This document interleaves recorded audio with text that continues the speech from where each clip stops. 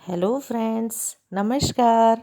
Welcome to my channel Shanti peace of mind.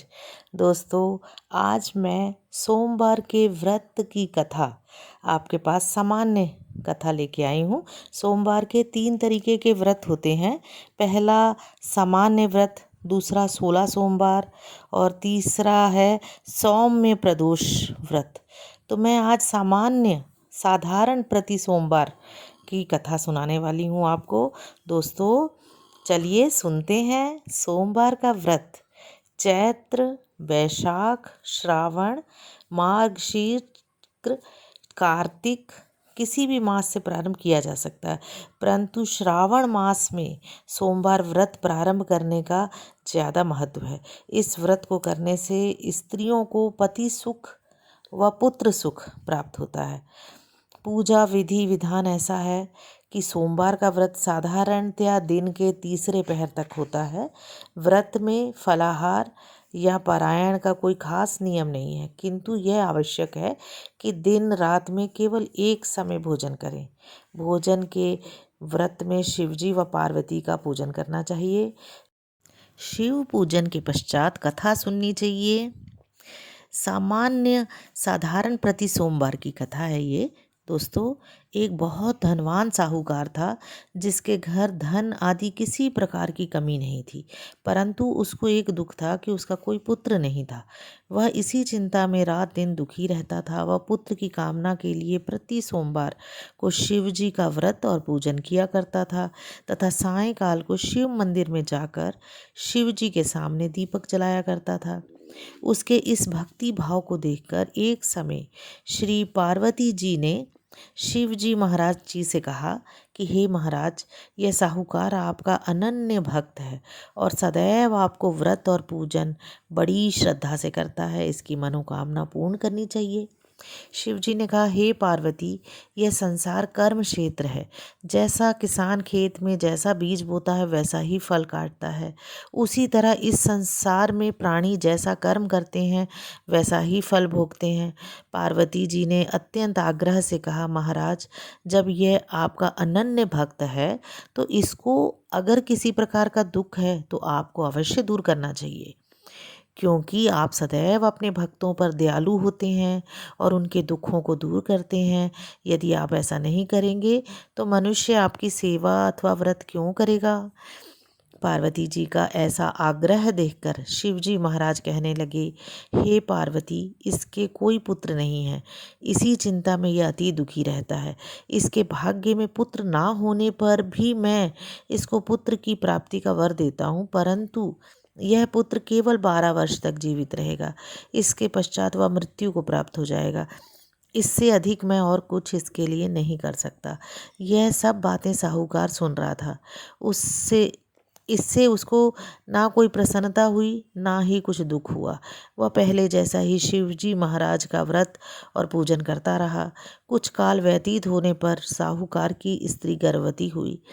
10वें महीने उसके गर्भ से अति सुंदर पुत्र की प्राप्ति हुई। साहूकार के घर में बहुत खुशी मनाई गई, परंतु साहूकार ने उसकी केवल 12 वर्ष की आयु जान कोई अधिक प्रसन्नता प्रकट नहीं की और ना किसी को यह भेद बताया। जब वह बालक 11 वर्ष का हो गया तो उस बालक की माता ने उसके पिता से विवाह आदि की बात करने के लिए कही, तो वह साहूकार कहने लगा, अभी मैं इसका विवाह नहीं करूँगा, अपने पुत्र को काशी जी पढ़ने के लिए भेजूँगा। फिर साहूकार ने बालक के मामा को बुला उसको बहुत सा धन देकर कहा, तुम इस बालक को काशी जी पढ़ने के लिए ले जाओ और रास्ते में जिस स्थान पर भी जाओ यज्ञ करते और ब्राह्मणों को भोजन कराते और दक्षिणा देते जाना। वह दोनों मामा भांजे यज्ञ करते और ब्राह्मणों को भोजन कराते, दक्षिणा देते जा रहे थे। रास्ते में उनको एक शहर पड़ा। उस शहर में राजा की कन्या का विवाह था, परंतु जो राजकुमार विवाह करने के लिए आया था वह एक आंख से काना था। उसके पिता को इस बात की बड़ी चिंता थी कि कहीं वर को देखकर कन्या के माता पिता विवाह में किसी प्रकार की अड़चन पैदा ना कर दें। इस कारण जब उसके अति सुंदर सेठ के लड़के को देखा तो उसके मन में विचार किया कि क्यों ना द्वाराचार के समय इस लड़के से वर का काम चलाया जाए। ऐसा विचार कर वर के पिता ने उस लड़के और उसके मामा से बात की तो वे राजी हो गए। फिर उस लड़के को वर के कपड़े पहना तथा घोड़ी पर चढ़ा दरवाजे पर ले गए और सब कार्य संपन्न प्रसन्नता से हो गया। फिर वर के पिता ने सोचा कि यदि विवाह कार्य भी इसी लड़के से करा लिया जाए तो क्या बुराई है। ऐसा विचार कर लड़के और उसके मामा से कहा कि यदि आप फेरों का और कन्यादान के काम को भी करा दें तो आपकी बड़ी कृपा होगी। मैं इसके बदले में आपको बहुत कुछ धन दूंगा। तो उन्होंने स्वीकार कर लिया। विवाह कार्य भी बहुत अच्छी तरह से संपन्न हो गया। परंतु जिस समय लड़का जाने लगा तो उसने राजकुमारी की चुंदड़ी के पल्ले में लिख दिया कि तेरा विवाह तो मेरे साथ हुआ है, परंतु जिस राजकुमार के साथ तुमको भेजेंगे वह एक आंख से काना है। मैं काशी जी पढ़ने जा रहा हूँ। लड़के के जाने के पश्चात राजकुमारी ने जब वह चुंदड़ी पर ऐसा लिखा हुआ पाया तो उसने काने राजकुमार के साथ जाने से मना कर दिया और कहा कि यह मेरा पति नहीं है, मेरा विवाह इसके साथ नहीं हुआ है। जिसके साथ मेरा विवाह हुआ वह तो काशी जी पढ़ने गया है। राजकुमारी के माता पिता ने अपनी कन्या को विदा नहीं किया और बारात वापस चली गई।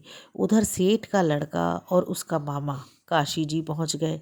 वहां जाकर उन्होंने यज्ञ करना और लड़के ने पढ़ना शुरू कर दिया। जब लड़के की आयु 12 साल की हो गई उस दिन उन्होंने यज्ञ रचा रखा था। लड़के ने अपने मामा से कहा, मामा जी आज मेरी तबीयत कुछ ठीक नहीं है। मामा ने कहा अंदर जाकर सो जाओ। लड़का अंदर जाकर सो गया और थोड़ी देर से उसके प्राण निकल गए। जब उसके मामा ने आकर देखा तो वह मृत पड़ा है तो उसको बड़ा दुख हुआ। उसने सोचा कि अगर मैं अभी रोना पीटना मचा दूंगा यज्ञ का कार्य अधूरा रह जाएगा। अतः उसने जल्दी से यज्ञ का कार्य समाप्त कर ब्राह्मणों के जाने के बाद रोना पीटना प्रारंभ कर दिया। संयोगवश उस समय शिव पार्वती जी उधर से जा रहे थे। जब उन्होंने जोर जोर से रोने की आवाज़ सुनी तो पार्वती जी कहने लगी, महाराज कोई दुखिया रो रहा है, इसके कष्ट को दूर कीजिए। तो जब शिव पार्वती ने पास जाकर देखा तो ये वहाँ एक लड़का मृत पड़ा था। पार्वती जी कहने लगी, महाराज यह उसी सेठ का लड़का है जो आपके वरदान से हुआ था। शिव जी कहने लगे, हे पार्वती इसकी आयु इतनी थी सो यह भोग चुका। अब पार्वती जी ने कहा, हे महाराज इस बालक को और आयु दे दो, नहीं तो इसके माता पिता तड़फ तड़फ कर मर जाएंगे। पार्वती जी के बार बार आग्रह करने पर शिव जी ने उसको जीवन वरदान दिया और शिव जी महाराज की कृपा से लड़का जीवित हो गया। शिव पार्वती कैलाश चले गए। शिक्षा पूर्ण होने पर वह लड़का और मामा उसी प्रकार यज्ञ करते करते ब्राह्मणों को भोजन कराते और दक्षिणा देते अपने घर की ओर चल पड़े। रास्ते में उसी शहर में आए जहाँ उनका विवाह हुआ था। वहाँ पर आकर उन्होंने यज्ञ प्रारंभ कर दिया तो उस लड़के के ससुर ने उसको पहचान लिया। अपने महल में ले जाकर उसकी बड़ी खातिर की, साथ ही बहुत दास दासियों सहित आदरपूर्वक लड़की और जमाई को विदा किया। जब वे अपने शहर के निकट आए तो मामा ने कहा, मैं पहले घर जाकर खबर कर आता हूँ। जब उस लड़के का मामा घर पहुँचा तो लड़के के माता पिता घर की छत पर बैठे थे। उन्होंने ये प्रण कर रखा था कि यदि हमारा पुत्र सकुशल लौट आया तो हम राजी खुशी नीचे आ जाएंगे, नहीं तो छत से गिरकर अपने प्राण दे देंगे। इतने में उस लड़के के मामा ने आकर यह समाचार दिया कि आपका पुत्र आ गया है और उनको विश्वास ही नहीं हुआ। उसके मामा ने शपथ पूर्वक कहा कि आपका पुत्र अपनी पत्नी के साथ बहुत सारा धन लेकर आया है। तो सेठ जी ने आनंद के साथ उसका स्वागत किया और बड़ी प्रसन्नता के साथ रहने लगे। इसी प्रकार जो कोई भी सोमवार के व्रत को धारण करता है अथवा इस व्रत को पढ़ता और सुनता है उसकी समस्त मनोकामनाएं पूर्ण होती है। इस लोक में सुख भोग कर अंत में सदाशिव के लोक को प्राप्त होता है। जय भोले बाबा। अगर अभी तक आपने मेरे चैनल को सब्सक्राइब नहीं किया है तो सब्सक्राइब कीजिए। ये कथा अगर आपको पसंद आई तो इसे लाइक कीजिए, अपने दोस्तों में भी शेयर कीजिए ताकि उनका जीवन भी सुखी और समृद्ध हो सके। Thank you.